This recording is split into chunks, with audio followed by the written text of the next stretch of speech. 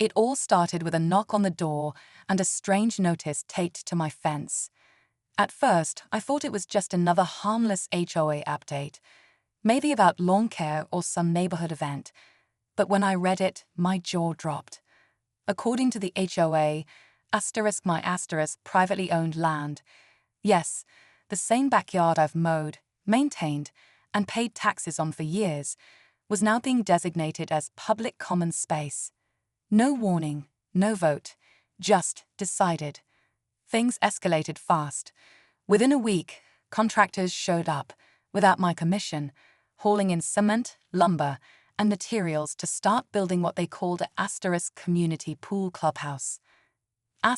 Right in the middle of my property, and leading the charge. One of the most entitled, rule-bending board members I've ever met. Let's just call her Karen. She waved around HOA guidelines like they were law, completely ignoring my property deed and repeated protests. Every time I tried to get answers, I was met with smug smiles, empty excuses, or worse, complete silence. I tried everything, calls, emails, even legal letters, but the construction kept going.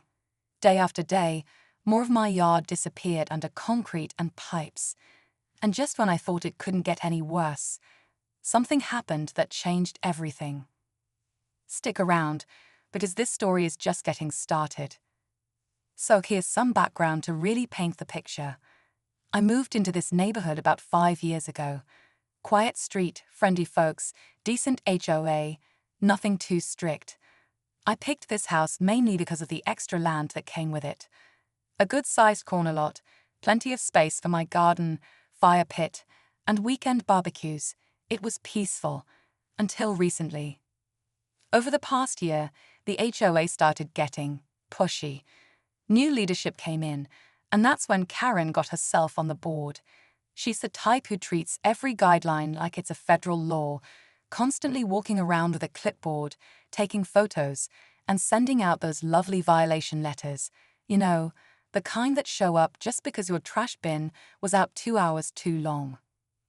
What I didn't realize at first was that the HOA had drawn up some shady plans, ones that involved expanding the shared amenities. They claimed they were improving the neighborhood, but guess where they decided to build this pool clubhouse? Right in my backyard. And when I showed them the property lines, survey, deed, everything, they'd brushed it off like it didn't matter. Karen even told me, well, the board voted. It's best for the community. I was stunned, but it wasn't until I found what was hidden in one of their planning documents that things really took a turn. So I dug deeper into the HOA documents. I went through meeting minutes, budget proposals, even some of the older neighborhood maps. That's when I found something strange. A small section in one of the recent proposals labeled easement adjustment for recreational use. It was buried in a stack of pages, super vague and written in legal speak, but it sounded a lot like they were trying to quietly change property boundaries. No clear vote, no notice, nothing mailed out, just slipped in. I brought it up to the board at the next meeting, thinking maybe it was some kind of clerical mistake. Karen cut me off halfway through my question, saying, "Everything's been approved. If you have a problem, take it up with the county." The rest of the board just sat there in awkward silence. A few of them looked uncomfortable, like maybe they knew something wasn't right, but didn't want to speak up. Then neighbors started reaching out. One couple told me they were also pressured into allowing a walking path to be built on their side yard, even though they didn't want it. Another said Karen hinted that non-cooperation could lead to fines or increased dues. It wasn't just about my land anymore. This seemed like a pattern. But the craziest part, a retired surveyor down the street offered to show me something on an old plat map, and what he revealed changed everything I thought I knew about this land. The retired surveyor, Mr. Dorsey, had lived in the neighborhood since it was first developed. He pulled out an old, yellowed plat map from the early 90s and pointed to a thick boundary line, clear as day, marking my property as private land. Not an easement, not shared, just mine. He even showed me the original developer's notes that confirmed it was sold as a private lot with no community access. That was the moment I realized the HOA wasn't just mistaken, they were knowingly overstepping. With that evidence in hand, I went back to the board. Karen didn't even flinch. She said the board had updated records and claimed Mr. Dorsey's map was outdated. But when I asked to see that asterisk updated property lines, crickets. They had nothing to show, no formal survey, no legal record of change, just vague mentions in board notes and a lot of aggressive posturing. Meanwhile, construction on the clubhouse was almost done. Trucks were rolling in every day. Workers had torn up my garden, ripped down my fence, and even blocked my driveway with equipment more than once. I started filming everything. The noise, the mess, the complete disregard for my property rights. Word started spreading. Some neighbors were angry, others scared to speak up. And then, one morning, I woke up to find something nailed to my front door that took the situation to a whole new level. I stepped outside, still half asleep, and there it was, nailed right to my front door with a single rusted nail. A formal notice of violation from the HOA. According to them, I was in breach of neighborhood guidelines for obstructing community development and refusing cooperative access to common grounds. My jaw dropped. Not only were they trespassing on my property, but now they were trying to fine me for not helping them do it. What made it worse? Attached to the notice was a warning. If I didn't comply within 10 days, they'd seek legal remedies, including reassignment of land use. That last part sent a chill down my spine. I knew it wasn't just a scare tactic anymore. Karen and the board were trying to play legal hardball, and from the look of it, they weren't bluffing.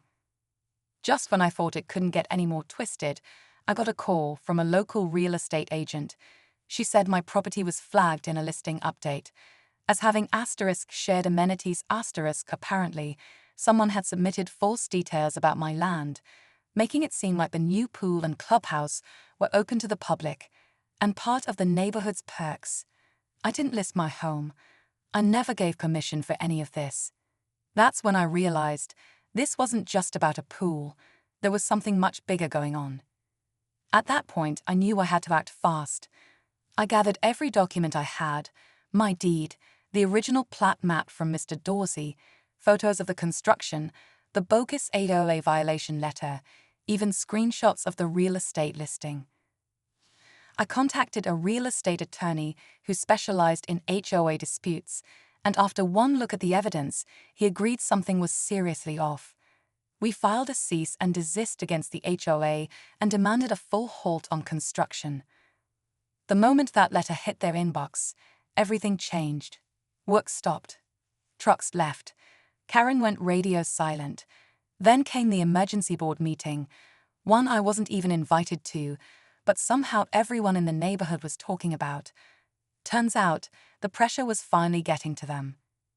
Other board members began distancing themselves from Karen, and it all unraveled when someone, an anonymous whistleblower, leaked internal emails.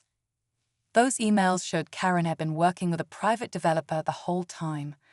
The plan was to build the clubhouse, rebrand the area as a luxury amenity zone, and flip several nearby homes for a profit, including mine. That fake listing, it was part of their early marketing package. With the truth out, the HOA had no choice. Karen was forced to resign. The board reversed their plans and even agreed to restore my property. But just when I thought it was over, I got one last call, this time from the county. Turns out, Karen had filed an application under my name to rezone the lot, and it was still under review. That final call from the county was the last straw. I immediately submitted proof of identity and ownership, along with every document showing that I had never requested any rezoning. Thankfully, the clerk I spoke to was understanding. After reviewing the case, they flagged the application as fraudulent and shut it down. That move officially ended the nightmare. Over the next few weeks, the construction mess was cleared out. The board issued a written apology, not just to me, but to the entire neighborhood. A few members even stepped down voluntarily, and a new election was held. Mr. Dorsey, the retired surveyor, actually got voted onto the board. Funny how things come full circle. I rebuilt my fence, replanted my garden, and finally got some peace back. But the biggest lesson: always read the fine print, and never assume your property is safe just because it's yours. HOA abuse of power is real, and if you're not watching closely, things can spiral fast. I kept my home, but it took everything: patience, evidence, and standing my ground. So if you're ever dealing with a power-hungry HOA or a situation that just doesn't feel right, speak up. Because if I hadn't, I might have lost everything.